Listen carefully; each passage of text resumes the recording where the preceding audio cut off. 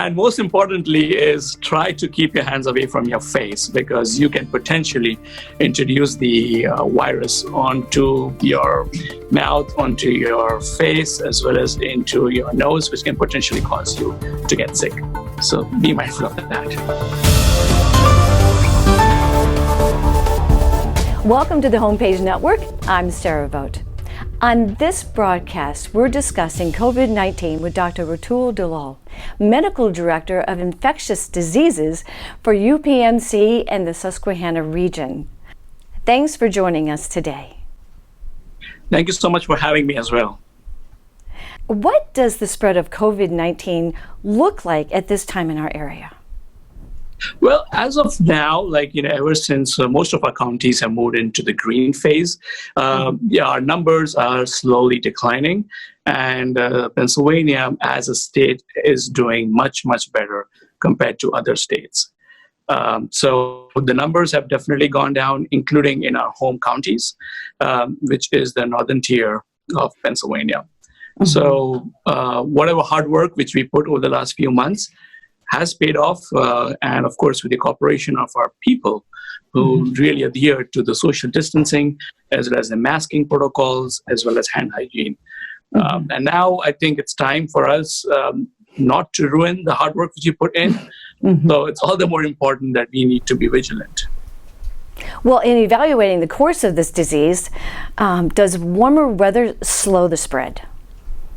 Well, there were a few studies which did think about this particular situation, because that's what we had in the previous other cousins of COVID-19, which was the SARS and the MERS infections we had.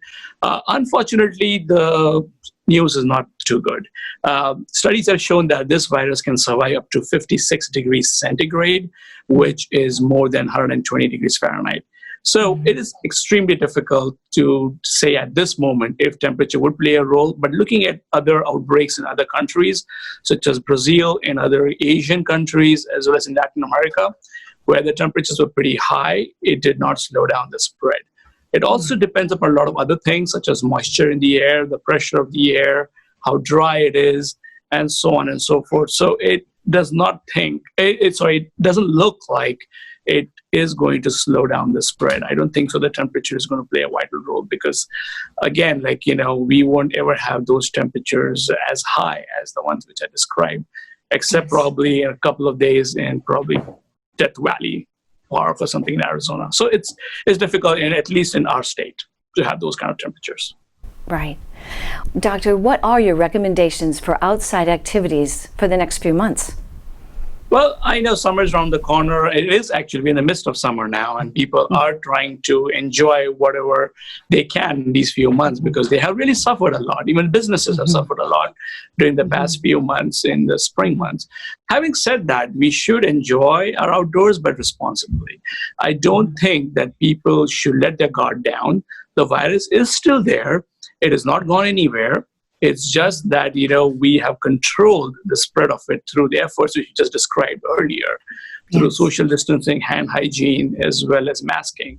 I think those protocols should still be in place. Now, if you are in a water body, within the water body, it's okay not to mask, but again, you need to be distant from others as well who are enjoying the water itself. Now, when you do come out of the water, be it on the beach, be it outside the river, you should still have your mask on. And you should maintain a distance of 6 feet from other groups, barring from people who are already in your group, assuming that no one in your group is also sick or is symptomatic with the virus. Going down to different places, like going to businesses or going to restaurants where you are eating out in the open, I think you should still be mindful that until you're eating or drinking, you should still keep your masks on. You should still practice strict hand hygiene, and the tables should be still distant from each other, because many people are still in the asymptomatic, also sometimes in the pre-symptomatic stage of the infection, meaning which they're not symptomatic at that time, but they could be still shedding the virus.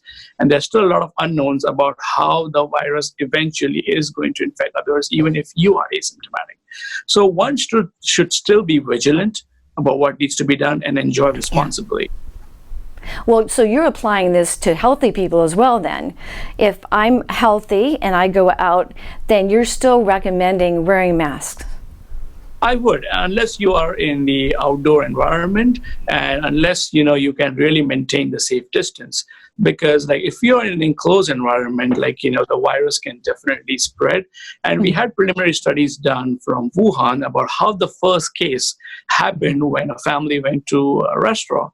And then depending upon the air which was going on, which was through the air conditioning system, it infected certain people who are in direct path of the spread of the virus. So I would suggest that, especially when you're indoors, you have to be on your best possible guard. Of course, you need to move on with life. You need to enjoy life as well, because, you never know. We might get into a second surge probably in the fall and winter months. So right now, you need to definitely be outdoors, get your exercise in, get your sun exposure. But at the same time, one has to be vigilant because the virus is still here. So I have seen, ever since we moved into the green and also in areas across the country where social distancing norms have been relaxed a bit, I have seen a surge in cases, especially in around 12 to 13 states. Most vividly, which comes to mind is Florida, when the beaches were open and unfortunately people flocked around, forgetting that they were still in the midst of a pandemic. And you are seeing now a surge in cases because people have forgotten the social distancing norms, as well as hand hygiene, as well as certain common sense things which would keep them and the community safe. And I've started seeing them also being replicated in our own areas where we turn green. And for example, just a couple of weekends ago, I saw a lot of people within a pool, which were probably rubbing shoulder to shoulder. And obviously, not everybody belonged to the same family or group. And they were not actively in a water body swimming. So I would suggest that at that time, please still maintain your distance. And maintaining that distance itself, even without a mask, would go a long way in protecting all of us. If I'm out for a walk with my friends who I know are not infected, do I need to keep my mask on if I'm out for a walk or if I'm out for a run? When we're exercising, what's your recommendations there? Well, I would say, if you're with known people, like your friends, and if you know that they didn't go to a hot zone, they probably did not get exposed to somebody who could be harboring COVID-19, yes, of course, get your mask out, because you would be doing some strenuous exercises, you will be huffing and panting. I don't want, people to be really, getting short-winded just because of the mask on. But again, remember that, whenever there's a passerby coming by or passing by on your path, make sure you try to maintain that distance. I have seen people who also go out of their path so that the other person can walk by, because when you are really running or doing brisk walking, you're also breathing heavily. So you are probably venting out, if you are harboring the virus, to other people as well.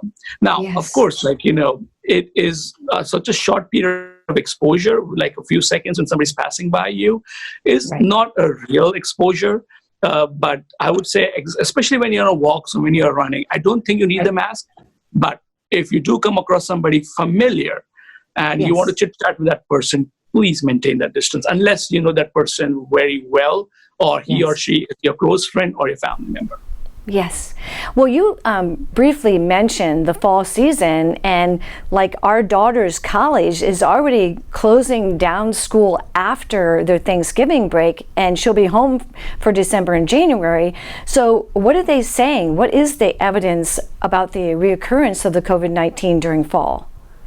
Well, this is really a dynamic situation, so we do not know yet if it is going to happen. But citing other pandemics, which was like the Spanish flu in 1918, and other infections such as swine flu and SARS, which we have weathered, typically these viruses like to thrive in conditions where there is lower temperatures.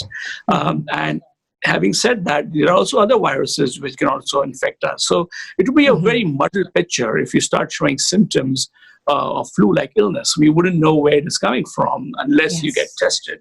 And of course, the tests also have a lot of false negatives and false positives.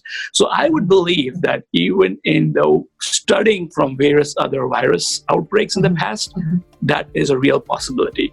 But one cannot say for sure if it's going to happen, but studies are pointing towards a possible second surge. Thank you, Dr. Dalal.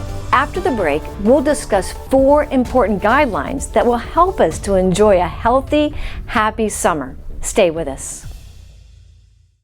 Life-changing medicine is not only medical treatment or surgical treatment, but giving patients hope. UPMC brings so much to the table. They're just a comprehensive, visionary system.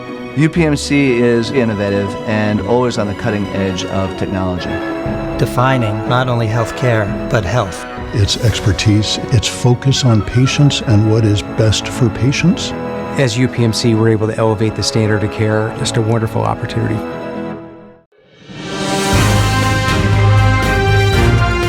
Welcome back, and thanks for supporting our homepage family of advertisers. Dr. Dalal, what 4 guidelines would you suggest for us to have a healthy, enjoyable summer? First of all, if you plan to travel, research the place where you're going to. If you're going to out-of-state places, just make sure that you have the appropriate numbers. Like, is there a surge going on there? If there is a surge, what are the numbers? Are they going up? Are they plateauing? Are they on the decline? If everything is yes, then you should probably go to that area. Number 2 is whenever you do check into a hotel or if you're going to stay over, make sure you clean the high-touch surface, an alcohol wipe, by Lysol, Clorox wipes, whatever you have. Make sure it stays wet for a couple of minutes and then wipe it down if you want to. Number 3 is, of course, when you do go out in a public place, maintain your distance. Make sure that you have at least 2 arm lengths of distance with people who are not in part of your group. And if you're sick or if you feel sick, please do not venture out, because you might be healthy, you might be not showing the full-blown symptoms of COVID-19 infection, but there are vulnerable populations out there, such as people who are above the age of 65, people who are immunosuppressed due to multiple reasons, such as being on chemotherapy, cancer, on steroids, etc. They might get the infection from you, and they might get infected and get really sick quickly. And number 4 is, whenever in doubt, when you think social distancing cannot be maintained, if people are going to be 2 feet, 3 feet, 1 feet, always try to wear a mask. And if possible, cloth masks are very, very comfortable. You can use it multiple times, and just make sure you just wash it on and off. And that should keep you, your community safe, as well as your family safe. Well, thank you so much for spending time today, really lessening fear and giving us more information that will be helpful as we go into these future months, enjoying our life with a lot of wisdom attached to it. Thank you so much for joining us today. Thank you so much for having me, and I wish everybody a happy and a safe summer. Homepage viewers, I hope you feel confident that you can get back to living your life. Together, we control the virus in our communities, and it's time to move to a new, restored approach to human interaction and the safe reopening of business. Please enjoy your summer. And for more information on the most recent recommendations from the Pennsylvania Department of Health and CDC for your area, visit health.pa.gov or cdc.gov.